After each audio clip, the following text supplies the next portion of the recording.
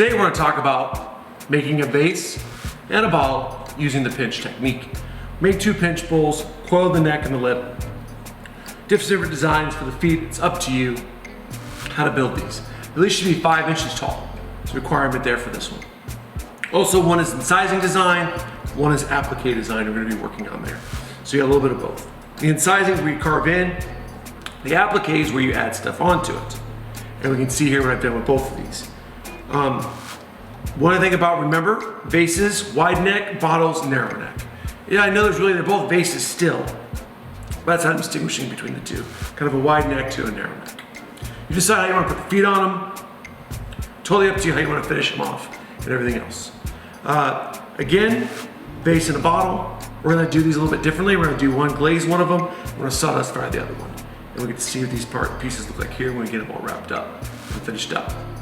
So let's begin. First thing we're looking at is making a pinch bowl. Pinch bowl is made by just, putting the thumb in, plunging it around, and shaping it. This is where your body of your pinch face is going to be.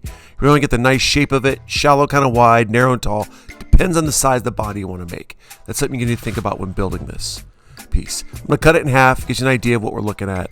This is going to be the body of your vase and bottle.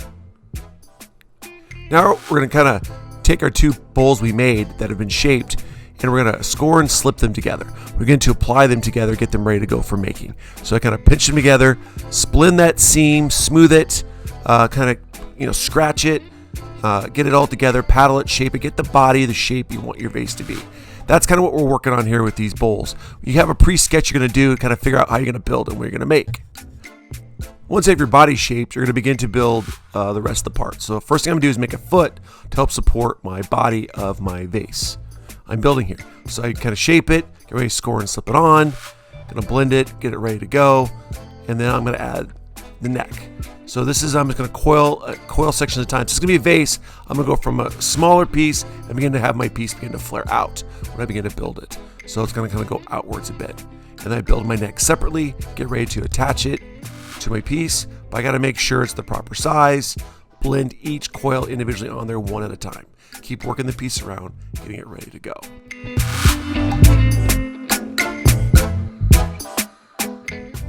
Once I get the neck and the lip built, I'm going to double check the size. I'm going to measure to make sure it's the right height. Remember, these have to be 5 inches tall.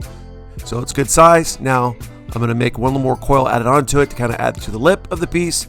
Again, I can build it straight up, a little bit flare it out. Whatever I want to do, it's up to you kind of shape that you want your vase to be. Here I'm just going to make it stand a little bit. I made it go outside a little bit so you can definitely see there's a lip from the neck. So what I have here on this piece is I have the foot, the body, the lip, and the neck. Now once I have created the piece, ready to go, I have to cut out the inside of it so it can be hollow all the way through. So I kind of draw a little line, have the circle, I'm then going to cut it out, then score and slip, and place my neck and my lip onto the shoulder of my little pinch face.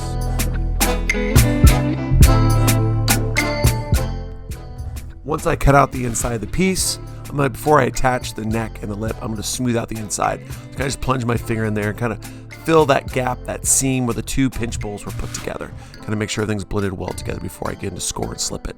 By the time I'm done doing that, I'll have all parts of the vase built on my piece. So I kind of make sure everything's nice and smooth, ready to go before I attach the top. So I'm just going to score and slip it on, blend the seams together, make sure it's ready to go.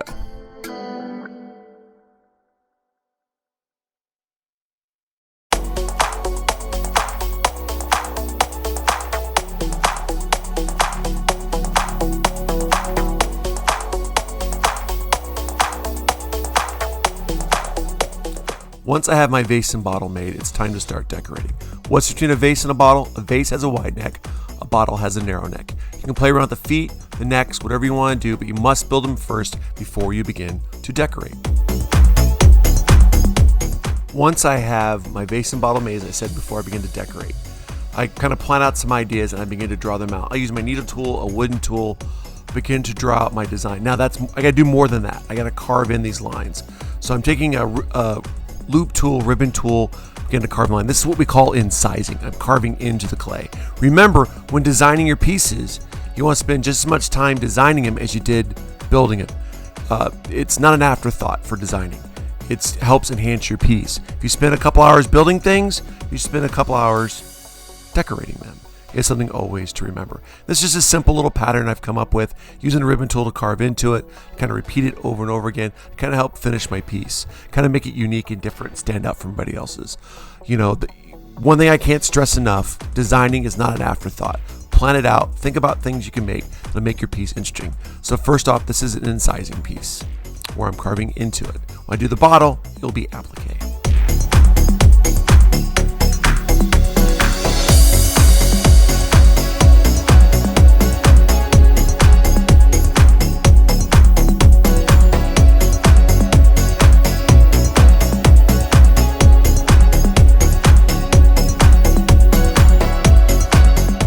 With the bottle, I'm doing something a little bit different. I'm doing applique.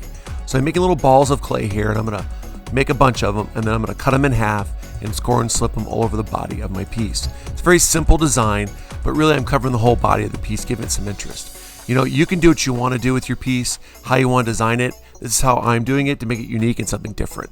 So I'm adding some texture to the work, getting it all lined out, and then I'm going to go back in here and then begin to cut each of these balls in half and score and slip them on there, and begin to blend them over the whole entire piece. Make sure every little ounce of my space is covered. And this is a simple pattern I come up with.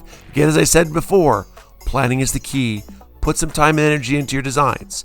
That's what's crucial. Again, as much time as you put in making it, you should put in for designing it.